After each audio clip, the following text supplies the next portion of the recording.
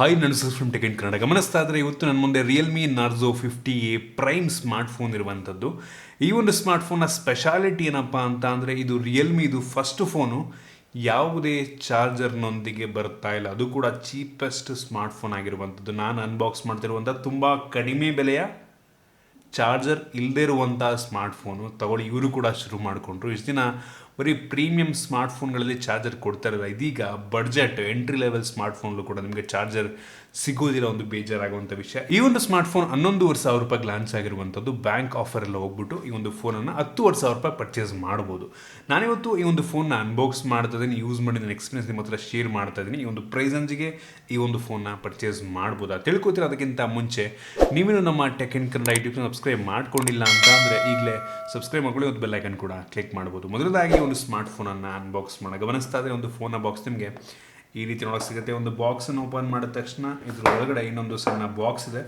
ಅದರಲ್ಲಿ ನಿಮಗೆ ಒಂದು ಸಿಮ್ ಎಜೆಕ್ಷನ್ ಪಿನ್ನು ಮತ್ತು user manual, quick start guide ಮತ್ತು ವಾರಂಟಿ ಕಾರ್ಡ್ ಇದೆ. ಯಾವುದೇ ಬ್ಯಾಕ್ ಕವರ್ ಇದರೊಳಗಿಲ್ಲ, ಬೇಜಾರಾಗುವಂಥ ವಿಷಯ. ಮತ್ತು ಇದರ ಕೆಳಗಡೆ ಡೈರೆಕ್ಟಾಗಿ ಈ ಒಂದು ಸ್ಮಾರ್ಟ್ಫೋನ್ ನಿಮಗೆ ನೋಡೋಕೆ ಸಿಗುತ್ತೆ. First crazy heavy premium, heavy ಜಾಸ್ತಿ ದುಡ್ಡಿನ ಫೋನ್ ಅಂತ ಅನ್ನಿಸ್ತದೆ. ಫ್ಲ್ಯಾಟ್ ಡಿಸೈನ್, ಇದ್ರ ಬಗ್ಗೆ ಆಮೇಲೆ ಮಾತನಾಡ್ತೀನಿ ಬಿಡಿ. ಅದನ್ನು ಬಿಟ್ಟರೆ ಈ ಒಂದು ಬಾಕ್ಸಲ್ಲಿ ನಿಮಗೆ ಒಂದು USB Type-C ಡಾಟಾ ಕೇಬಲ್ ಇದೆ. ಅದನ್ನು ಬಿಟ್ಟರೆ ಬೇರೆ ಏನೂ ಸಹ ನಿಮಗೆ ಒಂದು ಬಾಕ್ಸ್ ಒಳಗೆ ಸಿಗ್ತಾರೆ, ಇಷ್ಟೇ. ಚಾರ್ಜರ್ನ ಕೂಡ ಕೊಟ್ಟಿಲ್ಲ. ಈ ಒಂದು ಫೋನ್ 18 ವಾಟ್ ಚಾರ್ಜಿಂಗ್ನ ಸಪೋರ್ಟ್ ಮಾಡುತ್ತೆ, ಬಟ್ ಚಾರ್ಜರ್ ಕೊಟ್ಟಿಲ್ಲ. ಕೊಟ್ಟಿರಿ ಚೆನ್ನಾಗಿರ್ತಾ ಇತ್ತು ನನಗೆ ಅನ್ನಿಸ್ತಂಗೆ. ಸೊ ಇನ್ನು ಡೈರೆಕ್ಟಾಗಿ ಒಂದು ಸ್ಮಾರ್ಟ್ಫೋನಿಗೆ ಬಂತು ಅಂದರೆ ಈ ರೀತಿ ನೋಡೋಕೆ ಸಿಗುತ್ತೆ. ಕ್ರೇಜಿ ಲುಕ್ಕನ್ನು ಹೊಂದಿರುವಂಥ ಸ್ಮಾರ್ಟ್ಫೋನ್. ಸುಮಾರು 189 ಗ್ರಾಮ್ ವೆಯ್ಟ್ ಇದೆ ಮತ್ತು 8.1 mm ಥಿಕ್ನೆಸ್ಸನ್ನು ಹೊಂದಿರುವಂಥದ್ದು. ಫ್ಲ್ಯಾಟ್ ಡಿಸೈನ್ ಆಯಿತಾ, ನೋಡಿದವ್ರಿಗೆ ಹೆವಿ ಪ್ರೀಮಿಯಮ್ ಸ್ಮಾರ್ಟ್ಫೋನ್ ಅಂತ ಅನಿಸುತ್ತೆ, ಕಡಿಮೆ ದುಡ್ಡಿನ ಫೋನ್ ಅಂತ ಅನಿಸಲ್ಲ ಆಯಿತಾ. ಫ್ರಂಟಲ್ಲಿರುವಂಥದ್ದು ಗ್ಲಾಸು ಅಷ್ಟು ಈಸಿಯಾಗಿ ಸ್ಕ್ರ್ಯಾಚ್ ಆಗಲ್ಲ, ಅವರೇ ಸ್ಕ್ರೀನ್ ಗಾರ್ಡ್ ಹಾಕಿದರೆ ಒಂದು ಒಳ್ಳೆಯ ವಿಷಯ. ಫ್ರಂಟಲ್ಲಿ ನಿಮಗೆ ಟಿಯರ್ ಡ್ರಾಪ್ ನಾಚ್ ಸಿಗ್ತಾ ಇರುವಂಥದ್ದು. ಪಂಚುಲ್ ಕ್ಯಾಮ್ರಾ ಕೊಟ್ಟರೆ ಚೆನ್ನಾಗಿರ್ತಾ ಇತ್ತು ನಂಗೆ ಅನ್ನಿಸ್ತಂಗೆ. ಬೆಸಲ್ ಬಾಟಮಲ್ಲಿ ಸ್ವಲ್ಪ ಜಾಸ್ತಿ ಇದೆ, ಅದು ಬಿಟ್ಟರೆ ಎಲ್ಲ ಕಡೆ ಕಡಿಮೆ ಇರುವಂಥ. ಫ್ರಂಟಿನ ತುಂಬ ನಾರ್ಮಲ್ ಲುಕ್ಕಿಂಗ್ ಫೋನ್. ಆಲ್ಮೋಸ್ಟ್ ನೀವು 10,000 ರೂಪಾಯಿ ಒಳಗಡೆ ಯಾವ ಫೋನ್ ತೊಗೊಂಡ್ರು ಕೂಡ ಹಿಂಗೆ ಇರುತ್ತೆ ಲುಕ್ ವೈಸು, ಇದು ಕೂಡ ಹಾಗೆ ಇದೆ. ಇನ್ನು ಈ ಒಂದು ಫೋನ್ ಎಂದಕ್ಕೆ ಬಂತು ಅಂತ ಅಂದರೆ ನೋಡಿದವ್ರು ಎಲ್ಲರೂ ಕೂಡ ಪಕ್ಕ ಇದನ್ನು ಗ್ಲಾಸ್ ಬ್ಯಾಕ್ ಅಂತಾರೆ ಆಯಿತಾ, ಆದರೆ ಇದೊಂದು ಪ್ಲಾಸ್ಟಿಕ್ ಬ್ಯಾಕ್ ಆಗಿರುವಂಥದ್ದು.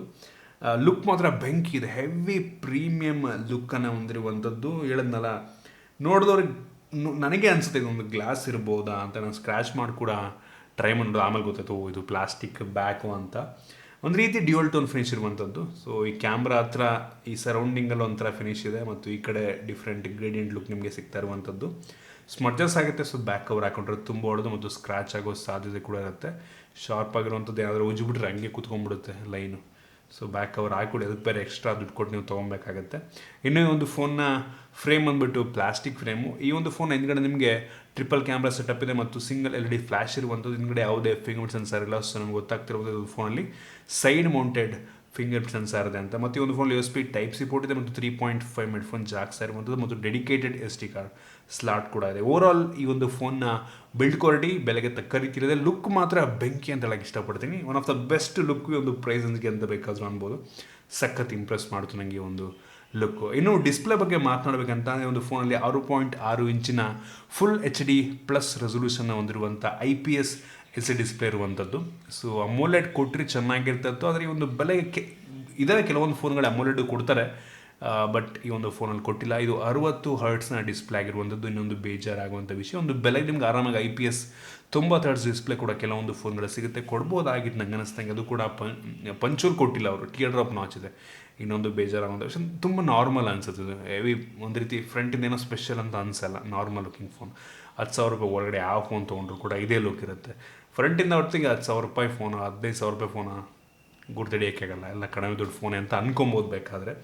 ಸೊ ಈ ಒಂದು ಡಿಸ್ಪ್ಲೇ ಇದು 600 ನಿಟ್ಸ್ನ ಪೀಕ್ ಬ್ರೈಟ್ನೆಸ್ಸನ್ನು ಹೊಂದಿರುವಂಥದ್ದು. ವ್ಯೂಯಿಂಗ್ ಆ್ಯಂಗಲ್ ಒಂದು ಲೆವೆಲ್ ಚೆನ್ನಾಗಿದೆ. ಡಿಸ್ಪ್ಲೇ ಕ್ಲಾರಿಟಿ ಸಖತ್ತಾಗಿದೆ ಆಯಿತಾ, ಆದರೆ ಅಮೋಲೆಡ್ ಕೊಟ್ಟರೆ ತುಂಬ ಚೆನ್ನಾಗಿರ್ತಾ ಇತ್ತು. ಇನ್ನು ವೇರಿಯಂಟ್ಗಳ ಬಗ್ಗೆ ಮಾತನಾಡಬೇಕಂತ ಸದ್ಯಕ್ಕೆ ಒಂದು ಫೋನ್ 2 ವೇರಿಯಂಟಲ್ಲಿ ಲಾಂಚ್ ಆಗ್ತಾ ಇರುವಂಥದ್ದು. 4 GB ರ್ಯಾಮ್ ಮತ್ತು 64 GB ಸ್ಟೋರೇಜ್, ಮತ್ತು ಇನ್ನೊಂದು 4 GB ರ್ಯಾಮ್ ಮತ್ತು 128 GB ಸ್ಟೋರೇಜ್ ಇರುವಂಥ. ರ್ಯಾಮ್ ಬಂದುಬಿಟ್ಟು LPDDR4X ರ್ಯಾಮ್ ಮತ್ತು ಸ್ಟೋರೇಜ್ UFS 2.2 ಸ್ಟೋರೇಜ್. ಇಂಪ್ರೆಸಿವ್ ವಿಷಯ, ಈ ಒಂದು ಬೆಲೆಗೆ ಸೂಪರ್ ಅಂತೀನಿ.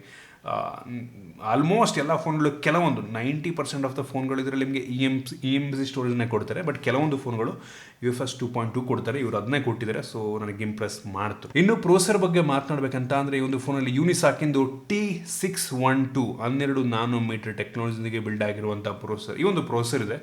ಇದು ಈ ಒಂದು ಬೆಲೆಗೆ 10,000 ರೂಪಾಯಿ ಒಳಗಡೆ ಏನಾದರೂ ಈ ಒಂದು ಪ್ರೊಸೆಸರ್ ಕೊಟ್ಟಿದ್ರೆ ನನಗೆ ತುಂಬ ಇಂಪ್ರೆಸಿವ್ ಆಗಿರ್ತಾ ಇತ್ತು. ಆದರೆ ಇದು ಹತ್ತತ್ರ 11,000 ರೇಂಜಲ್ಲಿರುವಂಥ ಸ್ಮಾರ್ಟ್ಫೋನ್. ಈ ಒಂದು ಬೆಲೆಗೆ ಈ ಒಂದು ಪ್ರೊಸೆಸರ್ ಓಕೆನೇ, ಬಟ್ ಇದಕ್ಕಿಂತ ಪವರ್ಫುಲ್ ಆಗಿರುವಂಥ ಪ್ರೊಸೆಸರ್ ನಂಗೆ ಅನ್ನಿಸ್ತಂಗೆ 1,000 ಬರೀ 1,000 2,000 ಬಡ್ಜೆಟ್ ಜಾಸ್ತಿ ಮಾಡಿಕೊಂಡು ಸಿಕ್ಬಿಡ್ತಾವೆ ನಿಮಗೆ. ಸೊ ಅದರಿಂದ ಒಂದ್ಸಲ ಯೋಚನೆ ಮಾಡಬೇಕಾಗುತ್ತೆ. ಈ ಒಂದು ಪ್ರೊಸೆಸರ್ ನಾನು AnTuTu ಬೆಂಚ್ಮಾರ್ಕ್ ಚೆಕ್ ಮಾಡಿದಂಗೆ ಸುಮಾರು 2,10,20,000 ರೇಟಿಂಗನ್ನು ಕೊಡುತ್ತೆ. ಒಳ್ಳೆ ರೇಟಿಂಗೇನೆ. ಆದರೆ ನಂಗೆ ಅನ್ನಿಸ್ತಂಗೆ ರೀಸೆಂಟ್ ಡೇಸಲ್ಲಿ ನಿಮ್ಗೆ 12,000-13,000 ರೂಪಾಯಿಗೆಲ್ಲ 5G ಫೋನ್ಗಳು ಬರೋಕ್ಕೆ ಶುರುವಾಗಿದ್ದಾವೆ. AnTuTu ಅವೆಲ್ಲ ನಿಮ್ಗೆ ಹತ್ತಿರ 3.5 ಲಕ್ಷ ರೇಟಿಂಗ್ ಎಲ್ಲ ಕೊಡುವಂಥ ಸ್ಮಾರ್ಟ್ಫೋನ್ಗಳು ಜಸ್ಟ್ 1,000-2,000 ಬಡ್ಜೆಟ್ ಜಾಸ್ತಿ ಮಾಡಿಕೊಂಡ್ರೆ ಸಿಗ್ತಾ ಇದ್ದಾವೆ. ಸೊ ಈ ಒಂದು ಪ್ರೊಸೆಸರ್ ಈ ಒಂದು ಬೆಲೆಗೆ ಇನ್ ಕೇಸ್ 8,000-9,000 ರೂಪಾಯಿಗೆ ಲಾಂಚ್ ಆಗಿದ್ರೆ ಅದು ಬೇರೆ ಮಾತು. ಆದರೆ 11,000 ರೂಪಾಯಿಗೆ ಲಾಂಚ್ ಆಗಿ ಒಂದು ಪ್ರೊಸೆಸರ್ ಸ್ವಲ್ಪ ಕಡಿಮೆ ಅನ್ನಿಸ್ತು ನನಗೆ. ಬಟ್ ನಾನು BGMI ಆಡ್ದಂಗೆ ಇದರಲ್ಲಿ ಹೈ ಸೆಟ್ಟಿಂಗಲ್ಲಿ ಆಡ್ಕೊಬೋದು, ಆಯಿತಾ. ಎಕ್ಸ್ಟ್ರೀಮ್ ಅಲ್ಟ್ರಾ ಆಪ್ಷನ್ ಎಲ್ಲ ಹೈ ಸೆಟ್ಟಿಂಗಲ್ಲಿ ಆಡ್ಕೊಬೋದು. ಸ್ಮೂತಾಗಿ ಪ್ಲೇ ಆಗುತ್ತೆ ಒಂದು ಲೆವೆಲ್ಗೆ. ಆಲ್ಮೋಸ್ಟ್ ಗೇಮಲ್ಲಿ ಆಲ್ಮೋಸ್ಟ್ ಒಂದು ಲೆವೆಲಿಗೆ ಮಿಡ್ ಸೆಟ್ಟಿಂಗಲ್ಲಿ ಆಡ್ಕೊಬೋದು. ಡೇ ಟು ಟಾಸ್ಕ್ ಮಾಡೋದಕ್ಕೇನೋ ತೊಂದರೆ ಆಗೋದಿಲ್ಲ. But still performance oriented processor ಅಲ್ಲ ಇದು. ಹೆವಿ ಪರ್ಫಾರ್ಮೆನ್ಸ್ ಎಕ್ಸ್ಪೆಕ್ಟ್ ಮಾಡೋದಕ್ಕೆ ಆಗೋದಿಲ್ಲ. ಇನ್ನು ಕ್ಯಾಮ್ರಾ ಬಗ್ಗೆ ಮಾತನಾಡಬೇಕಂತ ಅಂದರೆ ಈ ಒಂದು ಫೋನಲ್ಲಿ ರೇರಲ್ಲಿ ಟ್ರಿಪಲ್ ಕ್ಯಾಮ್ರಾ 3 ಕ್ಯಾಮ್ರಾ ಇದೆ. ಅದರಲ್ಲಿ ಮೇನ್ ಸೆನ್ಸರ್ 50 ಮೆಗಾಪಿಕ್ಸೆಲ್ ಎಂದು 1.8 ಅಪರ್ಚರ್ನ ಹೊಂದಿರುವಂಥ ಸೆನ್ಸರ್. ಇದು ತೆಗೆಯುವಂಥ ಫೋಟೋ ಡೇ ಲೈಟಲ್ಲಿ ಬೆಂಕಿ ಫೋಟೋ ತೆಗಿತಾ ಇತ್ತಾ, ನೀವು ಶೇಕ್ ಮಾಡಿದ್ರೆ ಸ್ವಲ್ಪ ಬ್ಲರ್ ಆಗಿಬಿಡುತ್ತೆ, ಹುಷಾರಾಗಿ ತೆಗಿಬೇಕಾಗುತ್ತೆ. ಡೇ ಲೈಟಲ್ಲಿ ಸಖತ್ತಾಗಿದೆ, ಕ್ಲಾರಿಟಿ ತುಂಬ ಇಂಪ್ರೆಸ್ ಮಾಡ್ತದೆ. ಒಳಗಡೆ ಇಂಡೋರಲ್ಲಿ ಅಥವಾ ಸ್ವಲ್ಪ ಕತ್ಲೆ ಇರಬೇಕಾದ್ರೆ ನಾವು ಫೋಟೋ ತೆಗೆದ್ರೆ ಅಂಥ ಒಳ್ಳೆ ಕ್ಲಾರಿಟಿ ಅಂತ ಅನಿಸಿಲ್ಲ ನನಗೆ. ಇದರಲ್ಲಿ ಸಪ್ರೇಟಾಗಿ ಡೆಪ್ ಸೆನ್ಸರ್ ಕೂಡ ಇದೆ. ಬ್ಯಾಕ್ಗ್ರೌಂಡ್ ಬ್ಲರ್ ಕೂಡ ತುಂಬ ಚೆನ್ನಾಗಾಗುತ್ತೆ. ಮತ್ತು ಅದನ್ನು ಬಿಟ್ಟರೆ ಇನ್ನೊಂದು ಸೆನ್ಸರ್ ಇದೆ 2 ಮೆಗಾಪಿಕ್ಸೆಲ್ ಎಂದು ಮ್ಯಾಕ್ರೋ, ಅದು ಕೂಡ ಅಷ್ಟೊಂದು ಮ್ಯಾಕ್ರೋ ಅನಿಸಿಲ್ಲ. ಒಟ್ಟಿಗೆ ಮೇನ್ ಕ್ಯಾಮ್ರಾ ಔಟ್ಡೋರ್ ಸೂಪರ್ ತೆಗೆಯುತ್ತೆ, ಒಳ್ಳೆ ಕ್ಲಾರಿಟಿ ಅನ್ನಿಸ್ತು ನನಗೆ. ಡೀಟೇಲ್ಸ್ ಅದು ತುಂಬ ಚೆನ್ನಾಗಿದೆ, ಬಟ್ ಲೋ ಲೈಟಲ್ಲಿ ಸ್ಟ್ರಗಲ್ ಮಾಡುತ್ತೆ. ಇನ್ನು ಫ್ರಂಟ್ ಕ್ಯಾಮ್ರಾ ಬಂತು ಅಂತ ಅಂದರೆ 8 ಮೆಗಾಪಿಕ್ಸೆಲ್ನ ಫ್ರಂಟ್ ಕ್ಯಾಮ್ರಾ. ಇದು ತೆಗೆಯುವಂಥ ಫೋಟೋ ನನಗೆ ಸ್ವಲ್ಪನೂ ಇಷ್ಟ ಆಗಲಿಲ್ಲ. ಒಂದು ರೀತಿ ಮುಖಕ್ಕೆ ಬಣ್ಣ ಬಳ್ದಂಗೆ ತೆಗಿತಾ ಇತ್ತು, ಒಂದು ರೀತಿ ಪೇಂಟಿಂಗ್ ರೀತಿ ಕಾಣುತ್ತೆ ಫೋಟೋ ಇರೋ. ನನಗೆ ಅಷ್ಟೊಂದು ಇಂಪ್ರೆಸ್ ಮಾಡಲಿಲ್ಲ. ಸೊ ಆ ಸ್ಯಾಂಪಲ್ನ ಮತ್ತೆ ನಿಮಗೆ ತೋರಿಸ್ತಾ ಇದ್ದೀನಿ. ಇನ್ನು ವಿಡಿಯೋಗ್ರಫಿಗೆ ಬಂತು ಅಂತಂದರೆ ಈ ಒಂದು ಫೋನ್ನ rear camera full HD video record ಮಾಡಿದ್ರೆ, front camera 720p video record ಮಾಡುತ್ತೆ. ಕ್ಲಾರಿಟಿ ಅದು ಕೂಡ ನನಗೆ ರೇರ್ ವಿಡಿಯೋ ಕ್ಲಾರಿಟಿ ಓಕೆ, ಅದು ನೋಡ್ತಾ ಇದ್ರೆ ನೀವೇ ಆಯಿತಾ, ಅಂಥ ಕ್ರೇಜಿ ಇಂಪ್ರೆಸಿವ್ ಅನ್ನಲ್ಲ, ಸುಮಾರಾಗಿದೆ. ಫ್ರಂಟು ಅಷ್ಟೇ 720p ಇನ್ನು ಹೆಂಗಿರುತ್ತೆ ಯೋಚನೆ ಮಾಡಿ ನೋಡಿ. ಓಕೆ ಅಂತೀನಿ, ನಾವೆಲ್ಲ ಅಷ್ಟೊಂದು ಇಂಪ್ರೆಸಿವ್ ಅಂತ ಅನ್ಸಲ್ಲ ನಾನು. ಒಟ್ಟಿಗೆ ಮೇನ್ ಕ್ಯಾಮ್ರಾ ಬೆಲೆಗೆ ತಕ್ಕ ರೀತಿಯಲ್ಲಿದೆ, ಲೋ ಲೈಟ್ ಸ್ವಲ್ಪ ಸ್ಟ್ರಗಲ್ ಮಾಡುತ್ತೆ. ಇನ್ನು ಸೆಕ್ಯೂರಿಟಿ ಬಗ್ಗೆ ಮಾತನಾಡಬೇಕಂತ ಅಂದರೆ ಒಂದು ಫೋನಲ್ಲಿ ಸೈಡ್ ಮೌಂಟೆಡ್ ಫಿಂಗರ್ ಸೆನ್ಸರ್ ಇರುವಂಥದ್ದು ತುಂಬ ಫಾಸ್ಟಾಗಿದೆ. ಎಲ್ಲೂ ಕೂಡ ನನಗೆ ಸ್ಲೋ ಅನಿಸಿಲ್ಲ. ಪಟ್ ಅದನ್ನ ಅನ್ಲಾಕ್ ಮಾಡುತ್ತೆ. ಮತ್ತು ಫೇಸ್ ಅನ್ಲಾಕ್ ಯೂಶಲಿ ರಿಯಲ್ಮಿ ತುಂಬ ಫಾಸ್ಟಾಗೇ ಇರುತ್ತೆ. ಇದು ಕೂಡ ತುಂಬ ಫಾಸ್ಟಾಗೇ ಇದೆ, ಸೂಪರ್ ಅಂತೀವಿ. ಇನ್ನು ಬ್ಯಾಟ್ರಿ ಬಗ್ಗೆ ಮಾತನಾಡಬೇಕಂತ ಅಂದರೆ ಒಂದು ಫೋನಲ್ಲಿ 5,000 mAh ಕೆಪಾಸಿಟಿಯ ಬ್ಯಾಟ್ರಿ ಇರುವಂಥದ್ದು ಒಂದು ಒಳ್ಳೆಯ ವಿಷಯ. ಆದರೆ ಬಾಕ್ಸ್ ಒಳಗೆ ಯಾವುದೇ ಚಾರ್ಜರ್ನ ಇವರು ಕೊಟ್ಟಿಲ್ಲ. ಈ ಒಂದು ಫೋನ್ 18 ವ್ಯಾಟ್ ಚಾರ್ಜರ್ನ ಸಪೋರ್ಟ್ ಮಾಡುತ್ತೆ. ಮತ್ತು ರಿಯಲ್ಮಿಯವರು ಅಡ್ವರ್ಟೈಸ್ ಮಾಡ್ತಿರೋ ಪ್ರಕಾರ ಈ ಒಂದು ಫೋನ್ನ ಜೊತೆಗೆ ನಿಮ್ಗೇನಾದರೂ 18 ವ್ಯಾಟ್ನ ಚಾರ್ಜರ್ ಬೇಕು ಅಂತ ಅಂದರೆ ಕೇವಲ 90 ರೂಪಾಯಿ ಎಕ್ಸ್ಟ್ರಾ ತಗೋತಾರೆ ಅಂತ ಅಡ್ವರ್ಟೈಸ್ ಮಾಡ್ತಿದ್ದಾರೆ. ಸೊ ನೋಡಿ, ಪರ್ಚೇಸ್ ಮಾಡುವಂಥವ್ರು ಆ ಒಂದು ಆಫರ್ನ ಬೇಕು ರೆಡಿ ಮಾಡ್ಕೊಬೋದು. 99 ರೂಪಾಯಿಗೆ 18 ವ್ಯಾಟ್ ಚಾರ್ಜರ್ ಕೊಡ್ತಾರಂತೆ. ಇನ್ ಕೇಸ್ ನಿಮ್ಗೆ ಚಾರ್ಜರ್ ಬೇಕು ಅಂದರೆ ಅದೊಂದು ರೀತಿ ಒಳ್ಳೆ ವಿಷಯ ಅನ್ನಿಸ್ತು ನನಗೆ. ಬೇಕಾಗಿರೋರು ಬೇಕಾದ್ರೆ ಎಕ್ಸ್ಟ್ರಾ 100 ರೂಪಾಯಿ ಕೊಟ್ಬಿಟ್ಟು ತೊಗೊಬೋದು. ಓಕೆ ಅಂತೀನಿ. ಇನ್ನು ಈ ಒಂದು ಫೋನ್ನ OS ಬಗ್ಗೆ ಮಾತನಾಡಬೇಕಂತ ಅಂದರೆ ಈ ಒಂದು ಫೋನಲ್ಲಿ Android 11ನ ಬೇಸ್ ಆಗ್ತಿರುವಂಥ ರಿಯಲ್ಮಿ UI ಇರುವಂಥದ್ದು. Android 11 ಹೌದು, ಸ್ವಲ್ಪ ಈಗ ರೀಸೆಂಟ್ ಡೇಸ್ಗೆ ಒಂದು ಸ್ವಲ್ಪ ಹಳೇದು ಅನ್ನಿಸ್ತಾ ಇದೆ. Android 12 ಇದ್ದರೆ ಚೆನ್ನಾಗಿರ್ತಿತ್ತು. ಮೋಸ್ಟ್ಲಿ ಒಂದು ಫೋನ್ಗೆ ಆರಾಮಾಗಿ Android 12 ಅಪ್ಡೇಟ್ನು ಕೂಡ ಕೊಡ್ತಾರೆ. ಯಾವಾಗ ಕೊಡ್ತಾರೆ ಅಂತ ಗೊತ್ತಿಲ್ಲ, ಬಟ್ ಈಗ ಕೊಡ್ತಾರೆ. ಇದು ಒಂದು ರೀತಿ ನಿಯರ್ಲಿ ಸ್ಟಾಕ್ ಆ್ಯಂಡ್ರಾಯ್ಡ್ ಎಕ್ಸ್ಪೀರಿಯನ್ಸನ್ನು ನಮಗೆ ನೀಡುತ್ತದೆ, ಒಂದು ಖುಷಿ ವಿಷಯ. ರಿಯಲ್ಮಿ UI ನನಗೆ ಒಂದು ಲೆವೆಲ್ಗೆ ಇಷ್ಟ ಆಗುತ್ತೆ, ಕಂಪ್ಲೀಟ್ಲಿ ಒಂದು ಲೆವೆಲ್ಗೆ. ಕೆಲವೊಂದು ಬೇಡದಿರೋಂಥ ಅಪ್ಲಿಕೇಶನ್ ಎಲ್ಲ ಇದೆ, ಅದನ್ನು ನೀವು ಅನ್ಇನ್ಸ್ಟಾಲ್ ಮಾಡ್ಕೊಬೋದು. ಪ್ರೈಮ್ ಅದು ಇದು ಏನೋ ಕೆಲವೊಂದು ಜೋಶ್ ಅದು ಇದೆಲ್ಲ ಇದ್ದಾವೆ, ಮೋಜು ಅನ್ಇನ್ಸ್ಟಾಲ್ ಮಾಡ್ಕೊಂಬಿಡಿ ಅವೆಲ್ಲ. ಒಟ್ಟಿಗೆ ಸ್ಮೂತಾಗಿದೆ, ಎಲ್ಲೂ ಕೂಡ ಲ್ಯಾಗಿ ಅನಿಸಿಲ್ಲ.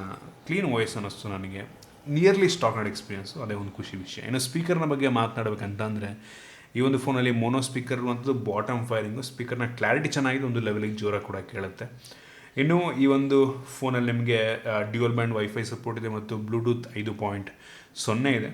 ಮತ್ತು ಇದರಲ್ಲಿ ಯಾವುದೇ ಕ್ಯಾರಿಯರ್ ಅಗ್ರಿಗೇಷನ್ ನಿಮಗೆ ಸಿಗ್ತಾರ. ಆಲ್ಮೋಸ್ಟ್ ಎಲ್ಲ ಬೇಸಿಕ್ ಸೆನ್ಸರ್ಸ್ನ ಒಂದು ಫೋನಿಗೆ ಆ್ಯಡ್ ಮಾಡಿದ್ದಾರೆ. ನೀವು ಹಾಗಾದರೆ ಕೇಳ್ಬೋದು ಈ ಒಂದು ಸ್ಮಾರ್ಟ್ ಫೋನನ್ನು ಅದಾದರೆ 11,000 ಪ್ರೈಸಂದಿಗೆ ಪರ್ಚೇಸ್ ಮಾಡ್ಬೋದಾ ಅಂತ. ನಾನಂತೀನಿ ಸ್ವಲ್ಪ ವೆಯ್ಟ್ ಮಾಡಿ ನೋಡಿ, ಅಥವಾ ನಿಮ್ಮ ಬಡ್ಜೆಟನ್ನು ಜಾಸ್ತಿ ಮಾಡ್ಕೊಳ್ಳಿ. 2,000 ಬಡ್ಜೆಟ್ ಜಾಸ್ತಿ ಮಾಡಿಕೊಂಡ್ರೆ 13,000-14,000 ರೂಪಾಯಿಗೆ ನಿಮಗೆ ಇದಕ್ಕಿಂತ ಒಳ್ಳೆಯ ಸ್ಮಾರ್ಟ್ಫೋನ್, ಇದಕ್ಕಿಂತ ಒಳ್ಳೆ ಸ್ಪೆಸಿಫಿಕ್, ಇದಕ್ಕಿಂತ ಒಳ್ಳೆ ಪರ್ಫಾರ್ಮೆನ್ಸ್ ನೀಡುವಂಥ ಸ್ಮಾರ್ಟ್ಫೋನ್ಗಳು ಸಿಗ್ತವೆ ಅಂತ ನನಗನ್ಸುತ್ತೆ ಪರ್ಸ್ನಲಿ. ಸೊ ಇಷ್ಟು ಈ ಒಂದು ಸ್ಮಾರ್ಟ್ಫೋನ್ ಬಗ್ಗೆ ನನ್ನ ಆನೆಸ್ಟ್ ಒಪಿನಿಯನ್. ನಿಮಗೆ ಬೇರೆ ಕಾಮೆಂಟ್ ತಿಳಿಸ್ಬೋದು, ಇಷ್ಟ ಆಗಿಬಿಟ್ಟು ಲೈಕ್ ಮಾಡಿ, ಶೇರ್ ಮಾಡಿ. ಇದೇ ರೀತಿ ನಮ್ಮ ಬೇರೆ ಬೇರೆ ವೀಡಿಯೋಗಳಿಗೆ ನಮ್ಮ tech in Kannada YouTube channel subscribe ಮಾಡ್ಕೊಂಡಿಲ್ಲ ಅಂತ ಅಂದರೆ ಈಗಲೇ ಸಬ್ಸ್ಕ್ರೈಬ್ ಮಾಡ್ಕೊಳ್ಳಿ ಮತ್ತು ಬೆಲ್ ಐಕನ್ ಕೂಡ ಕ್ಲಿಕ್ ಮಾಡ್ಬೋದು. ಸಿಗೋಣ ಮುಂದಿನ ವಿಡಿಯೋದಲ್ಲಿ.